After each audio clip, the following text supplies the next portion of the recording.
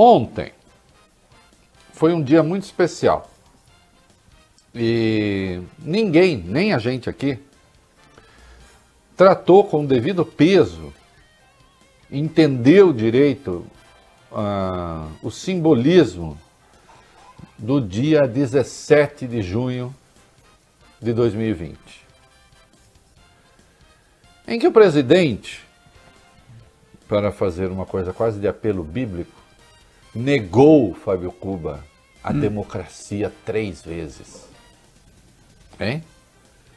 Então ele, de manhã, à saída do Palácio da Alvorada, anunciou que algo está para acontecer, eles estão abusando, a hora está chegando. Tchan, tchan, tchan, tchan. Hora de quê? Eles quem? Eles. O Supremo Tribunal Federal, o Tribunal Superior Eleitoral, a Justiça, aqueles que querem impedir o Brasil de aderir aos verdadeiros valores conservadores, que, segundo o presidente, estão sendo esmagados. Já desmontamos esta bobagem ontem aqui, como vocês se lembram, né?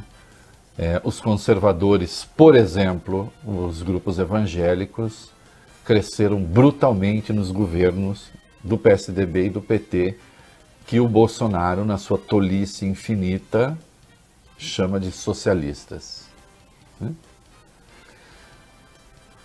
Na volta à noite para o palácio,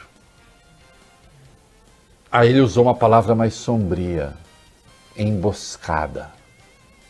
Disse, de novo, eles estão vindo, eles estão vindo. Falando dos juízes, falando do Poder Judiciário, que é como uma emboscada. Ele sugeriu que ele está dando ali milhozinho para atrair o bicho para a emboscada. E que na hora ganhoca, ele pega os juízes. Entre a manhã e a noite, houve a posse do Fábio Faria à frente do Ministério das Comunicações, o homem que, segundo consta, representa, ora vejam, o bolsonarismo que negocia. O deputado tem bom trânsito na Câmara, já foi dilmista, entusiasmado. Defendeu a reeleição da Dilma, ele, o pai dele, que já foi governador do Rio Grande do Norte, né? Se elegeu governador com o apoio da Dilma, né? Mas agora é bolsonarista. Acontece. Não vou nem entrar nesse mérito. Mas é o cara que vai dialogar. Não é o cara do confronto. Poucas pessoas prestaram atenção que nesse discurso que a imprensa equivocadamente, eu digo a imprensa porque foi unânime, chamou que um discurso mais moderado, aquilo que se chamou moderado é a mais grave de todas as agressões que o Bolsonaro cometeu ao fundamento da democracia. Por quê? Nas barbas do presidente da Câmara, lá presente, Rodrigo Maia, do presidente do STF, lá presente, Dias Toffoli, Bolsonaro disse algo muito grave para quem estuda democracia. Eu estudo.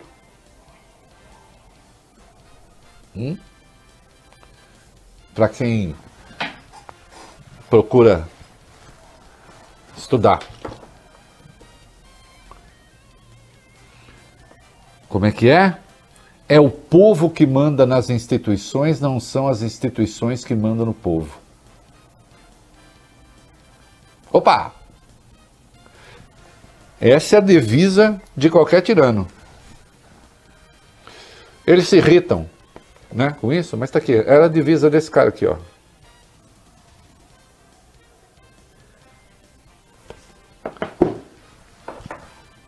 Atenção! Todo poder emana do povo, em seu nome será exercido. É o fundamento da nossa Constituição. E, portanto, a Constituição expressa a vontade do povo, feito dentro de um processo constituinte por parlamentares eleitos diretamente, mas a partir daí, você tem então aquilo que representa o fundamento da democracia. As múltiplas vontades da sociedade expressas nas instituições e na Constituição, que não pode mudar, Fábio Cuba, ao sabor da pressão popular, porque essa pressão popular, ora ela vai de um lado, ora ela vai do outro, depende muito do que está em curso na sociedade. As vontades vão variando. E você não pode, ao sabor da pressão popular, fazer escolhas de governo.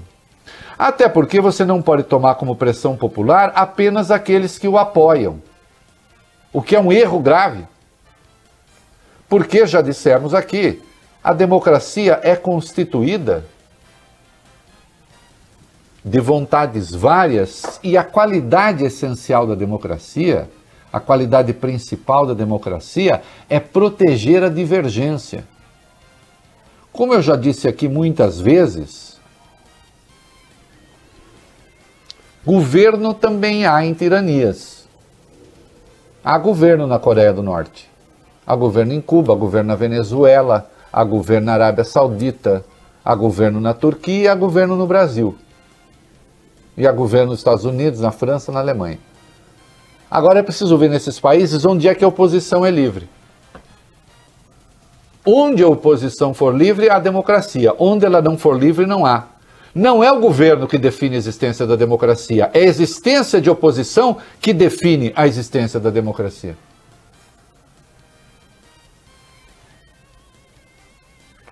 Quando um governante diz, nas fuças, desculpe a expressão, do presidente do Supremo, do presidente da Câmara, que são as instituições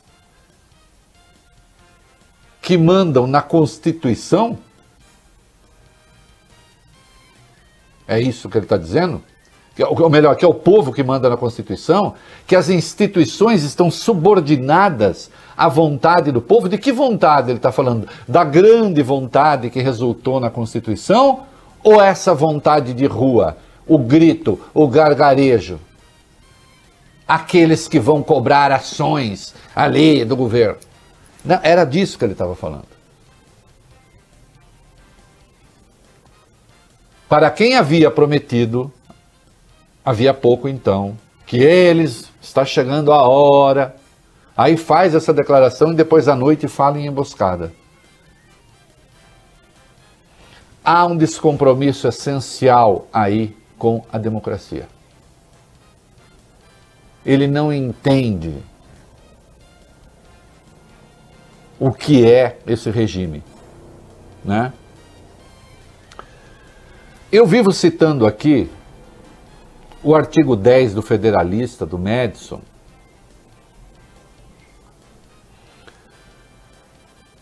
e aqui eu vou citar um trecho, entre aspas. Segundo Madison, o poder das facções é contido por uma minoria que governa com a delegação do povo, cujas opiniões, presta atenção, na democracia, são filtradas por uma assembleia escolhida de cidadãos, cuja sabedoria pode melhor discernir o verdadeiro interesse do seu país e cujo patriotismo e amor à justiça serão menos propensos a sacrificá-lo a considerações temporárias ou parciais. Porque a rua se esquenta por questões temporárias ou parciais. É por isso que é preciso ter o que o Madison chama de assembleia, de instituições. Sob tal regulação, é bem possível que a voz pública manifestada pelos representantes do povo seja mais consoante com o bem público que se manifesta pelo próprio povo convocado para esse fim. Então o que ele está querendo dizer aqui é o seguinte: quando você tem uma representação estável, eleita diretamente, essa estabilidade da Assembleia eleita diretamente, ela representa mais a média da opinião das pessoas do que aqueles que estão na rua gritando. Mas não. O presidente quer fazer o governo daqueles que estão na rua gritando. Quem é que está na rua gritando? Os seus partidários.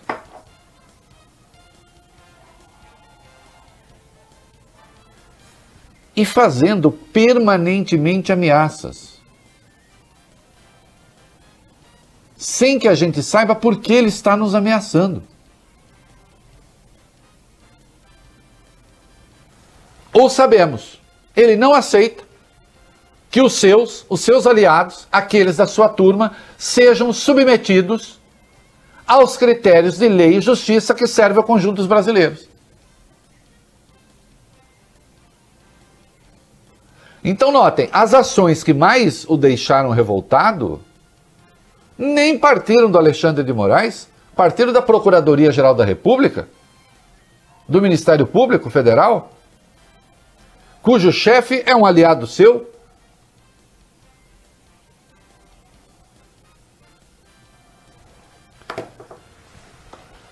É um governo que se desintegra e está se desintegrando sem ter enfrentado a oposição. Que fique claro. Sem ter enfrentado as ruas. Os correspondentes estrangeiros que estão no Brasil, ao reportar para o mundo essas coisas, precisam informar, para que se dê conta do absurdo em curso, que este presidente não enfrentou a oposição. Que a oposição em 1 ano e meio está quieta, está praticamente calada, não criou nenhuma dificuldade para o governo. Tem uma minoria na Câmara e no Senado que é incapaz de impedir qualquer projeto do governo. Precisa deixar claro que este presidente está enfrentando as dificuldades que está enfrentando porque ele resolveu confrontar as instituições. Porque ele resolveu se insurgir contra os limites que o judiciário impõe às suas vontades, é normal. Contra os limites que o legislativo impõe às suas vontades, o que é normal. E que mais? Este presidente contou com a colaboração do Congresso na única proposta importante que sairá do seu governo, porque na prática o governo acabou, e foi a reforma da Previdência. Reforma da Previdência esta, que é uma herança, na verdade, do governo Michel Temer. Que só não aconteceu no governo Michel Temer porque Rodrigo Janot, que representava então a Lava Jato de porre, tentou derrubar o presidente 2 vezes e aí então foi impossível fazer a reforma da Previdência. Fora isso, nada há. Além da afronta permanente aos valores da democracia.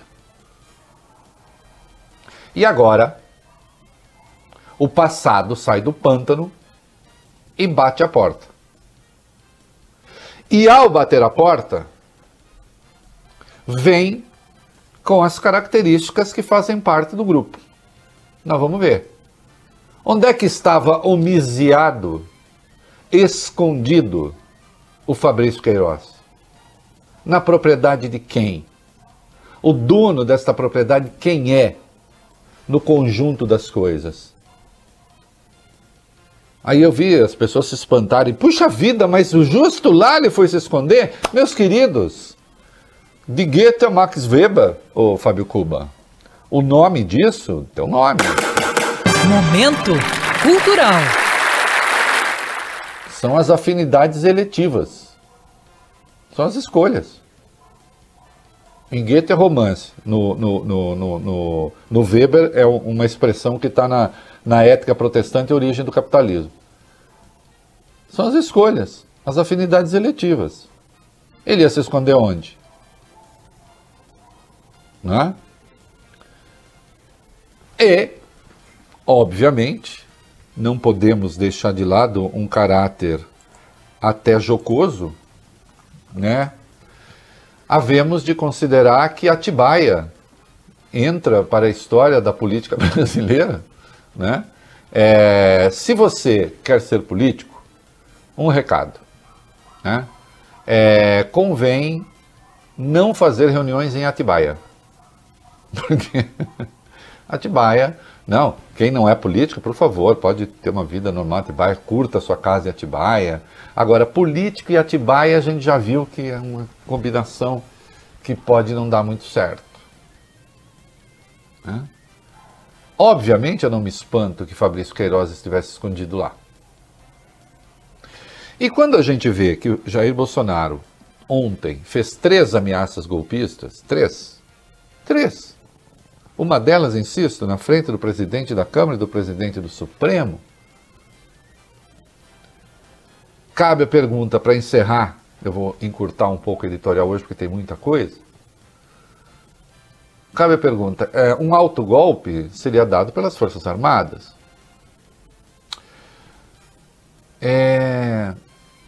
Será que os generais brasileiros pretendem unir a história das Forças Armadas à biografia de Fabrício Queiroz? É assim que as Forças Armadas brasileiras entrarão para a história? Tentando construir um passado de glórias? Enterram este passado e também o seu futuro, protegendo os interesses de Fabrício Queiroz? Alguém acha mesmo que isso vai acontecer? Então é bom parar com isso e enfrentar as vicissitudes da democracia. Não é? E é bom que todo o processo político se dê conta do que está em curso. Porque hoje o presidente teve que fazer reuniões com ministros, etc., para tratar de um episódio que diz respeito a um criminoso que operava um sistema paralelo de o que pode ser chamado roubo do dinheiro de servidores da Assembleia Legislativa do Rio. Será que os altos interesses da República merecem ser resumidos a essa escória? Não é? Muito sangue frio, né?